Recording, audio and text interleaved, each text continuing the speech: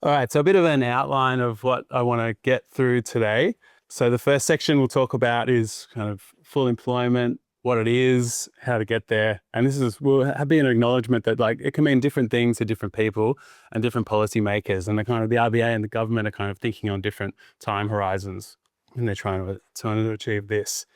The second part, we'll talk about assessing the labour market relative to full employment. So how the RBA does that and how we can try to see what's going on. There's kind of two main ways where we do this. One is to just look at all the labour market data we can see, kind of assess that, what's going on now relative to history and trying to get a sense of what's happening.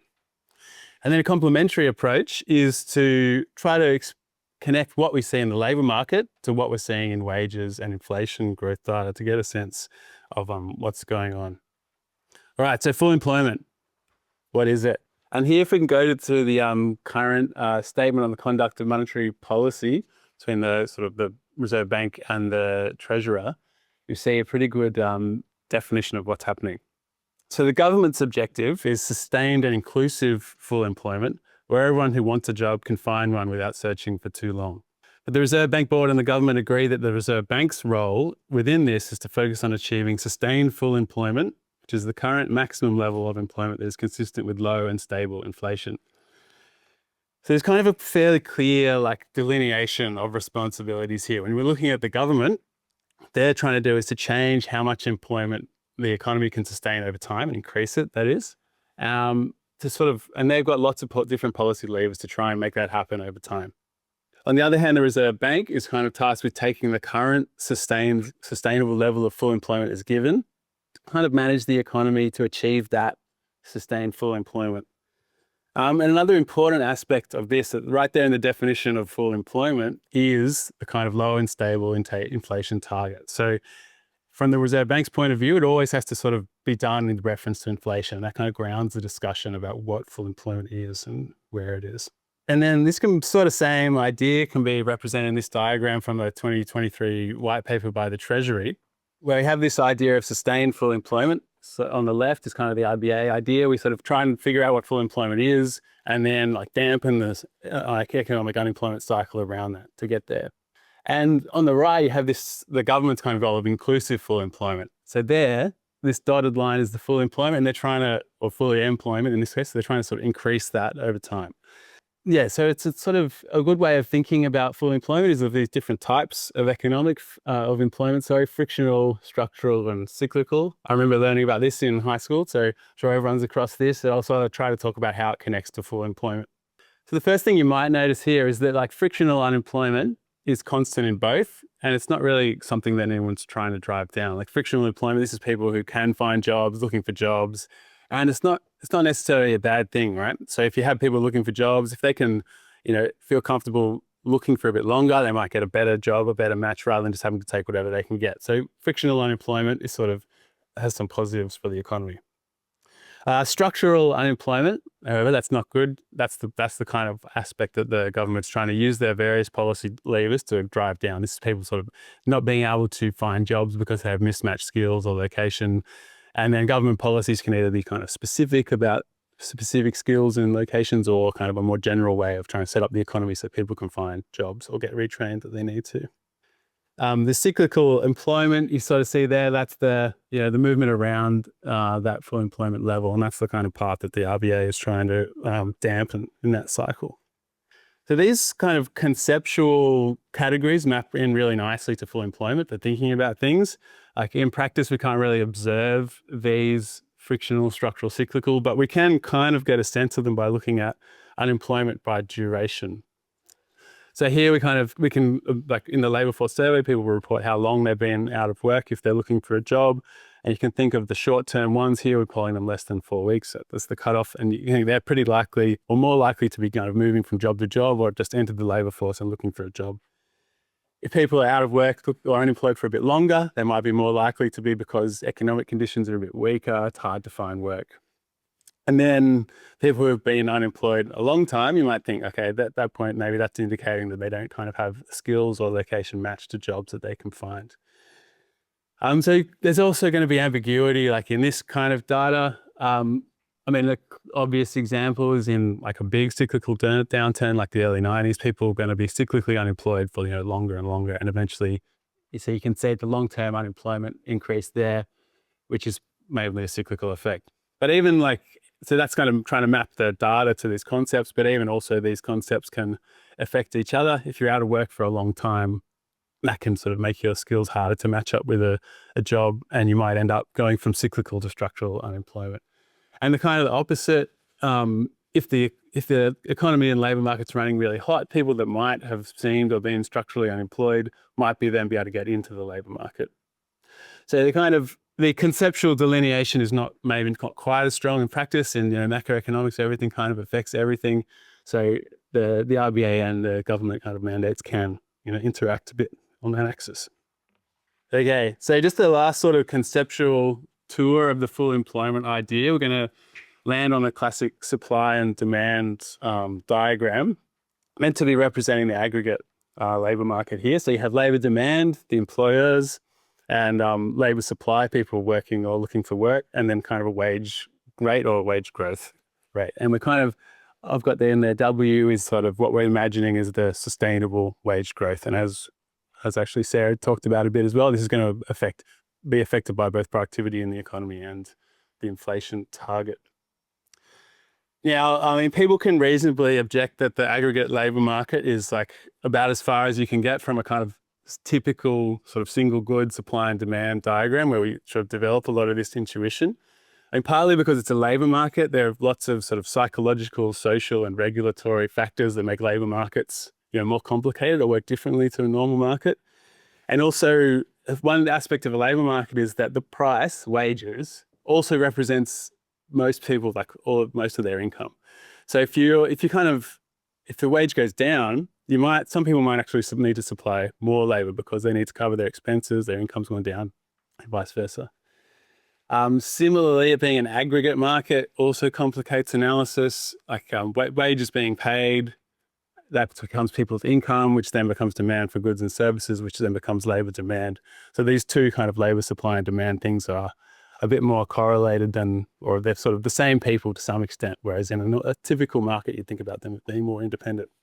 Okay, despite all that though, we think there's still something to be learned here. Many of the lessons of supply and demand can still be applied to labour markets, even though it's a bit more complicated. So you can kind of still imagine that as wage rates or wage growth rise, employers try to substitute away from labour, and more people might be brought out into the labour market to work. All right, so this is the kind of full employment sweet spot, if you like, and we've kind of drawn it as this sort of larger circle rather than a point to kind of represent that it's a little bit conceptually and also practically quite hard to know exactly where that is. And so in this situation, we've kind of drawn a demand shortfall. So the RBA's job is then to manage demand, to sort of push the demand curve across to sort of hit that full employment line on the supply curve by stimulating the economy a bit more in this example. I've drawn this here as still having a little bit of unemployment. You could kind of think of that as the frictional and structural employment. This is like kind of trying to compress cyclical unemployment away. And you could have just as easily imagined this graph kind of with frictional and structural employment elsewhere and that kind of being no unemployment. All right, so that's the conceptual tour. Now we're going to go on to a bit more of the nuts and bolts of how the RBA does this in real time. So again, we can go back to the statement on conduct of monetary policy. Full employment is obviously a really important part of what the RBA does, so it kind of comes up a fair bit and is codified in this agreement. So the Monetary Policy Board commits to regularly communicating its assessment of how conditions in the labour market stand relative to sustained full employment, drawing on a range of indicators and recognising that full employment is not directly measurable and changes over time. So those two factors of being not directly measurable and changing over time kind of make the job of figuring out or trying to figure out what it is more difficult. Okay, so a good place to start is the unemployment rate. For one nice thing about it, as to kind of sense what's going on, it takes into account supply and demand, and it kind of gets away from productivity growth and growth in the economy. So you kind of look at it and it comes pretty close to telling both kind of cyclical and structural stories on its own. If we think back or look back So the 1960s, we had 2% unemployment, a kind of a very different situation to lots of the time since then. And like that kind of result was basically unimaginable from the 1970s onwards when unemployment started increasing. And I mean, actually now is kind of where we're getting closest to that kind of level of unemployment being, feasible or close to being feasible again. And then there are the two sort of major cyclical features on there. You see in the recessions in the 80s and early 90s. And I mean, in those, like unemployment's going up so high, you don't need a model. You probably barely even need data to know what's going on. Like everyone could, in those situations, clearly unemployment is way higher than full employment. And then the next kind of big feature is this decline in the unemployment rate, which kind of went on from the end of that recession down to around the GFC. There was this really long expansion in the Australian economy. And when we kind of look back at that now, and I guess at the time, we think that decline is, mostly cyclical as that recession was kind of abated in the long expansion, but also a little bit of a structural decline in full employment or in the unemployment rate associated with full employment across that time. That said, though, like when unemployment started getting down to 4%, just sort of around before the GFC, that was when inflation really started to sort of take off and pick up in wage growth. So from that episode, it kind of infer, at least back then, the sustainable rate of unemployment was a bit higher than that. We saw after that a couple of like sort of smaller peaks in the unemployment rate and the cyclical slowdowns around the GFC and then COVID. And then, this sort of remarkable period post-COVID where we've had, sub 4 unemployment rate for quite a while, sort of now up around 4. And I mean, inflation was a bit higher, but it's also been coming down despite that low unemployment rate.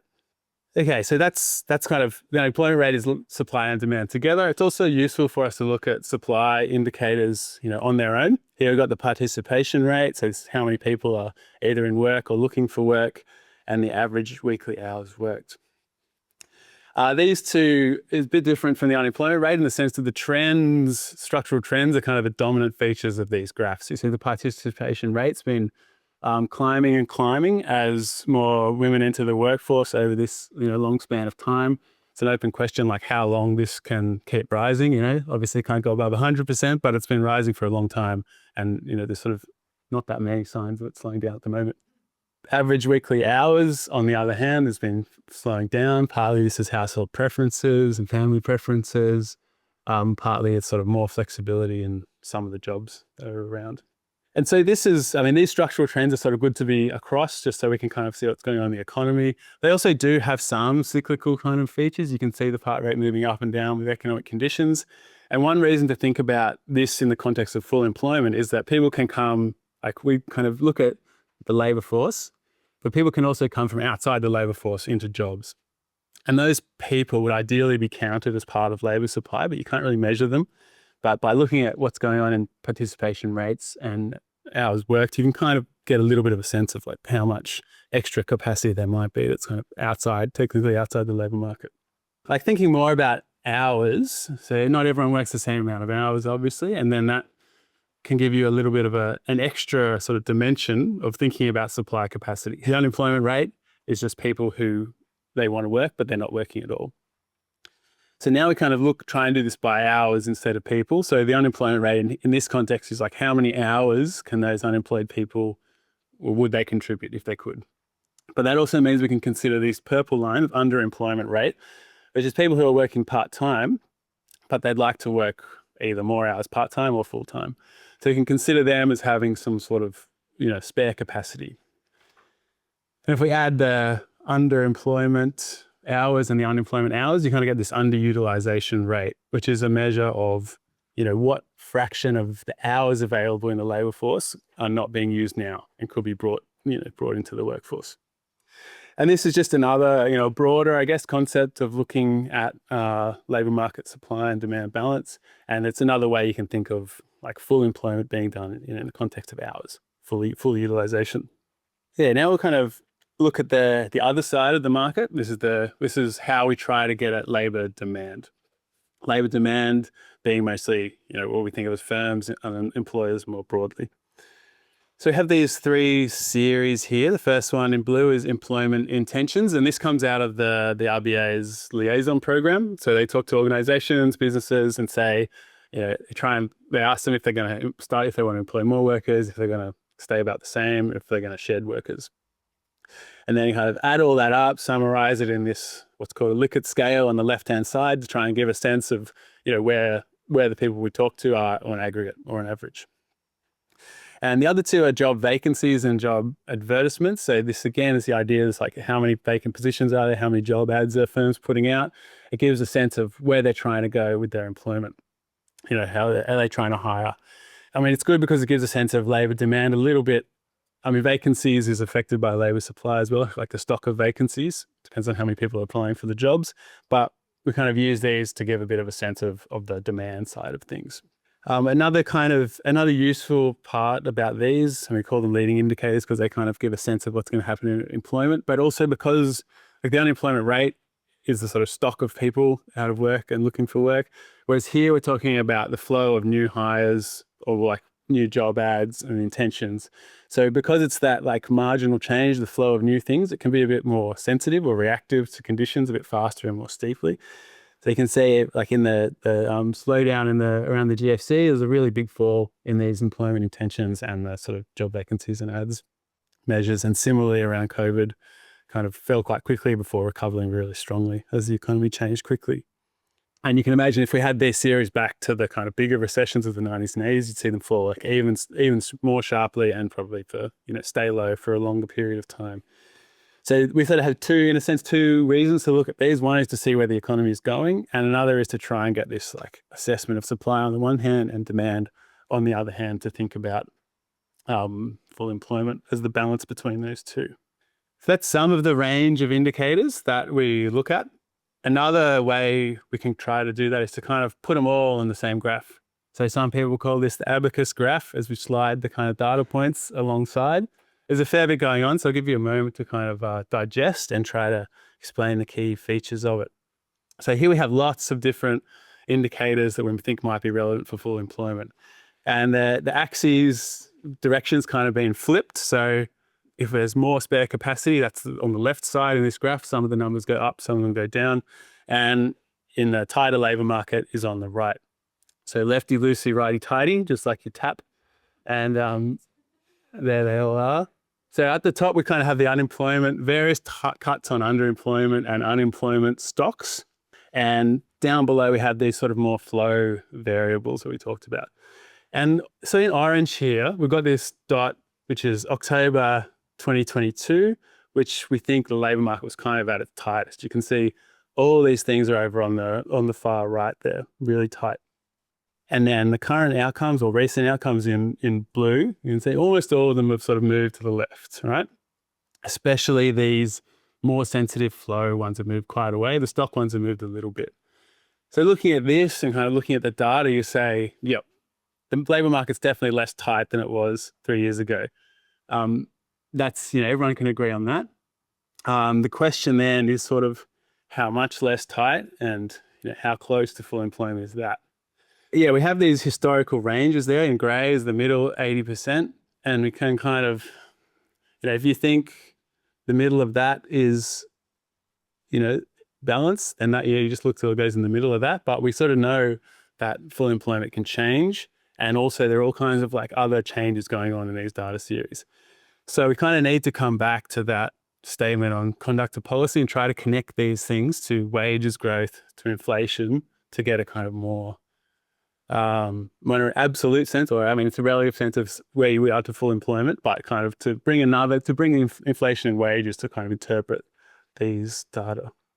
Okay, so we'll start with this stylized diagram here of the kind of cycle in unemployment and compared to full employment. So again, in yellow, we have this sort of full employment rate of unemployment. It's declining. So this is again in line with the government's goals of kind of driving down the inclusive full employment idea of driving down the unemployment rate that we can sustain. And also that's been pretty consistent with our estimates of kind of what's happened over the last 20 or 30 years. And in green here, we have the kind of actual unemployment rate. And you see if the unemployment rate is higher than full employment, spare capacity and inflation and wage growth tend to be lower than average.